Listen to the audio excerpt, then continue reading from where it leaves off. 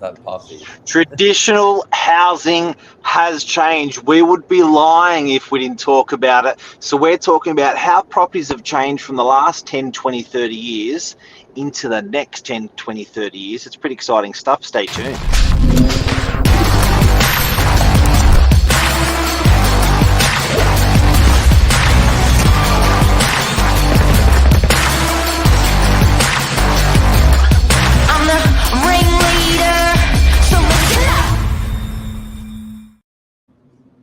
Good morning. Billy, the old man stuck in a young man's body. How are you? I'm really good. Yourself? Looking really Good, tanned. thanks. Yeah, I'm feeling pretty. I'm feeling pretty tanned. It's been a good couple of weeks.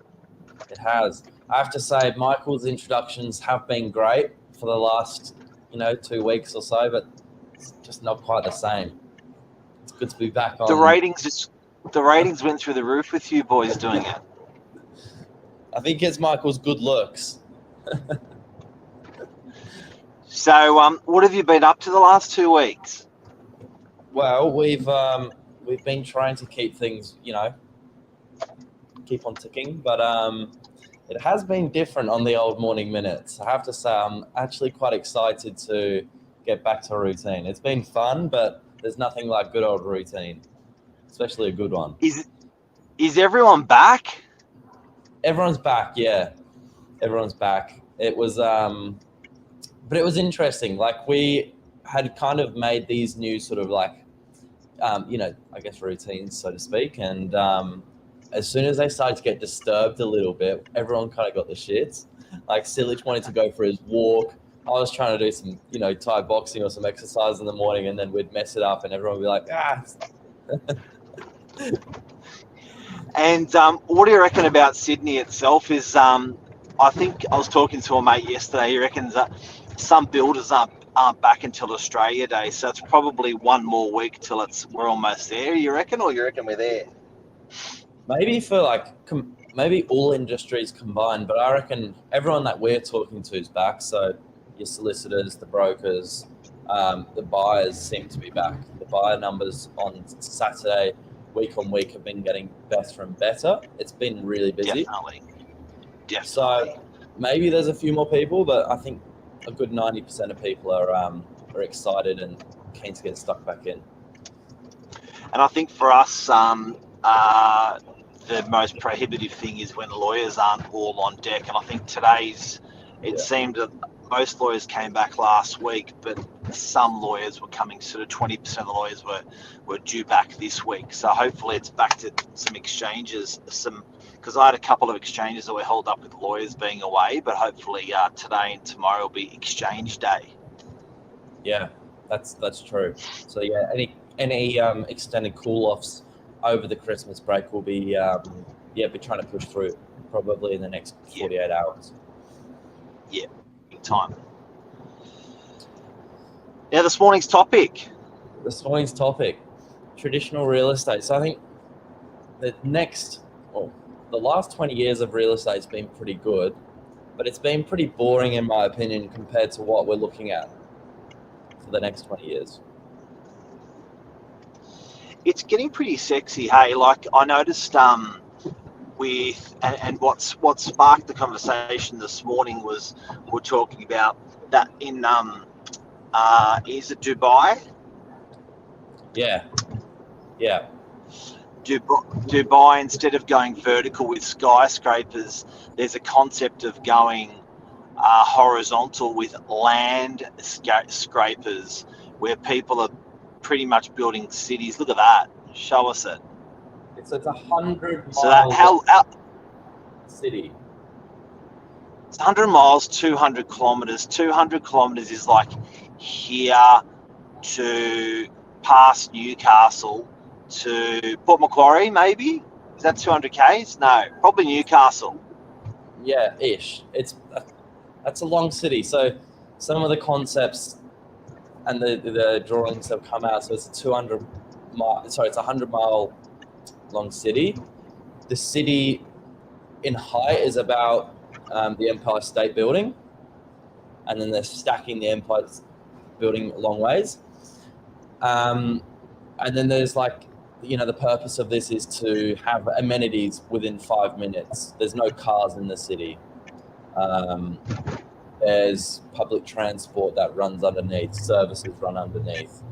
So some of the concepts as to what they're trying to do here is just mind-boggling.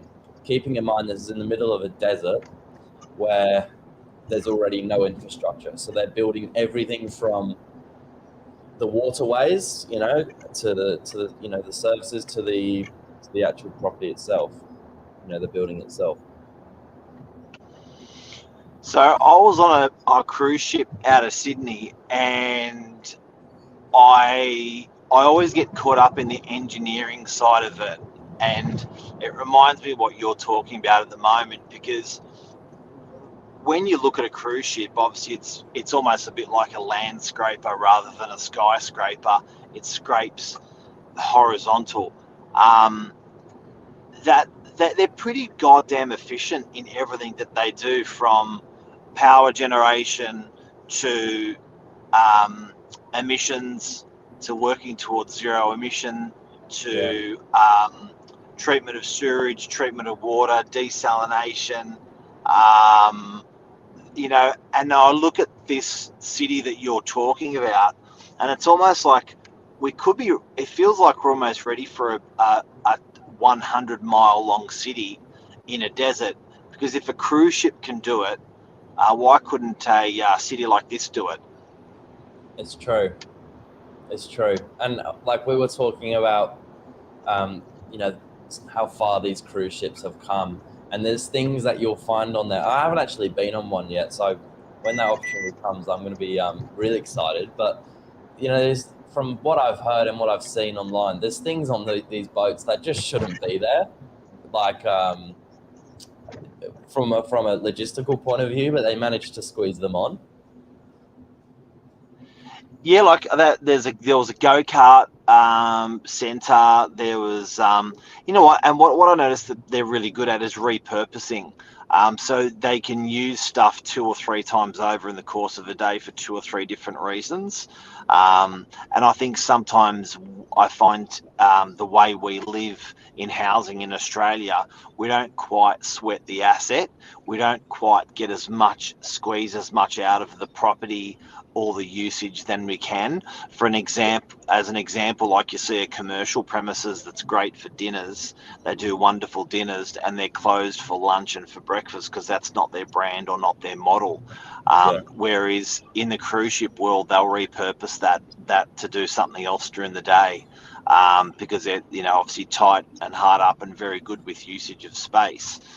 So opens us up to the question, guys, what's the property going to look like the next 10 or 20 or 30 years? If that's, we've had a lot of change with technology, but then we've had also a lot of change with COVID and stuff where people have decentralized. So the city's not doing what it used to do. The city's not working as hard as it used to work, Monday to Friday. That's right. I think you can look at this on a small scale and on a much larger scale. Even on a small scale, like where space is a real premium. For example, some of the videos I love seeing on your Insta every now and then are these what would you call them? Where like a desk turns into a bed, or a bed turns into a dividing wall and splits the room into 2. I think there's going to be a lot more of that coming in. A lot more furniture that can be converted into something else. Engineering sort of stuff. I think that's engineering insights that I throw those up every once in a while. They're cool. Bloody incredible. It's like, why didn't I think of that? Yeah, but there's so many of them that they're out there, but they don't get actually used in maybe particular parts of society enough. So that's on a small scale, even for people's households. And then scaling it up, who knows where we're going to go with this? Wouldn't be surprised if we end up on the moon. It's true, eh? But you know what? What's happening under our nose that people don't realise is, which is very good, is the building products have changed a lot. Where we traditionally for 100 years or more have been very big around sort of, is it masonry, concrete, brick, render. That's been like the traditional build, and what under people's noses, and it very, very quickly in the last 10, 15 years, we've moved over to lightweight construction. So I think that next 5 or 10 years, I think we're starting to identify as people are happy to get rid of the big yard, that quarter-acre block. People are happy to, instead of buying the house that has concrete slabs and double brick walls, they're happy to live and exist in lightweight construction. Air conditioning is a must, and I guess people have pushed themselves over to that because they're not got concrete slabs and double brick anymore. So let's move to that. You know what? People don't mind a bit of a rent, being a bit of a professional renter either, Billy, because we never had a build to rent model scalable where you'd have a block of 40 that was just rented out in the general marketplace. That never happened, and now we even manage about 180 boarding houses. We call them boarding houses, but they're effectively sort of 1 bedroom or big single room apartments, and we've got 180 of them. We never had that before traditionally in real estate, so I think that build to rent model is going to change for us. That's interesting, especially when I guess coming into the industry, you don't know anything else, don't know anything different. That seems like the norm, but someone that's seen both sides, it's an interesting progression, even over one career, right? One career. That's it. Yeah. So before we go, traditional housing is blowing up. It's what are we saying goodbye to? We're saying goodbye to quarter-acre blocks. We've got double brick, full brick homes. We've got another episode to come on, but maybe land and house packages. Is that a thing of the past? Well, do you know what's happened under people's noses with land and house packages is the blocks have halved. So where the blocks used to be 750 metre square block, and you're going to buy a house and land package in French's Forest, which was 30 years ago. Now the blocks are sitting between 250 to 400 metre square blocks, and the homes are a little bit more significant. They got more bathrooms, they got more bedrooms, they got more living rooms than they used to have. Yeah. So that's definitely changed. The McMansion is definitely a thing of today, and wasn't around, wasn't scalably around in the 70s and 80s. That's changed. It's interesting, but someone that's gone through a bit of both. What do you reckon, Mark? Is it more exciting now, or do you feel like we're taking away value here? You know what? It's the way we move around our homes is very different to what it was. I look at my parents never hitting a restaurant. They could go 6 months or a year without hitting a restaurant. We operate differently to how we used to operate in the 70s and 80s. I look at my parents never going on an aeroplane. They were happy. The immigrants from Serbia came to Australia, just happy to be here. They're not rushing to jump once or twice a year onto a plane to go overseas to do anything.